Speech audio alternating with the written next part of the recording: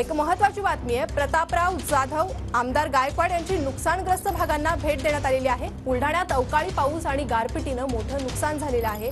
शेतकऱ्यांचं सांत्वन नाही तर मदत करण्यास कटिबद्ध असल्याचं यावेळी जाधव यांनी म्हटलंय। तर शेतकऱ्यांना मदत करण्याच्या अधिकाऱ्यांना ते सूचना देखील देणार असल्याचं त्यांनी म्हटलंय। पंचनामा करून सानुग्रह अनुदान देणार असंही ते म्हणाले।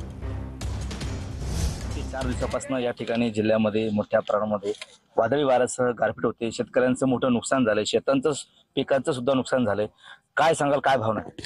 आम्ही संबंधित अधिकारी, कलेक्टर असतील, जिल्हा कृषी अधीक्षक असतील, या सगळ्यांना तातडीनं पंचनामे करण्याचे आदेश दिलेले आहेत आणि लवकरात लवकर आम्ही फक्त या ठिकाणी शेतकऱ्यांचे सांत्वन करण्यासाठी इथं आलेलो नाही, तर आम्ही सत्तेमधले आमदार खासदार आम्ही त्या ठिकाणी आहोत।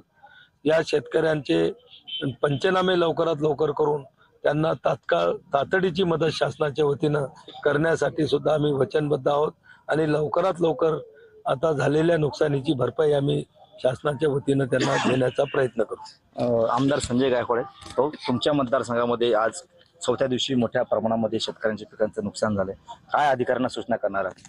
ताबडतोब जिल्हा प्रशासनाला आदेश दिले गेले की सगळ्या शेतकऱ्यांचं जे नुकसान झालं असेल, मग ते फळबागा असतील किंवा फळभाज्या असतील, मका असेल किंवा ज्वारी असेल, ताबडतोब या लोकांचे पंचनामे करा। उडालेली घरं असतील, पडलेली घरं असतील, भिजलेल्या जीवनावश्यक वस्तू असतील, या सर्वांचे पंचनामे करून जे सानुग्रह अनुदान त्यांना देता येईल, शासनाकडे प्रस्ताव मांडून जी मदत त्यांना देता येईल ते देण्याचे प्रयत्न या ठिकाणी ताबडतोब केले जातील। कॅमेरामन दिलीप देशमुखसह गणेश सोळंकी, TV9 मराठी, मोताळा, बुलढाणा।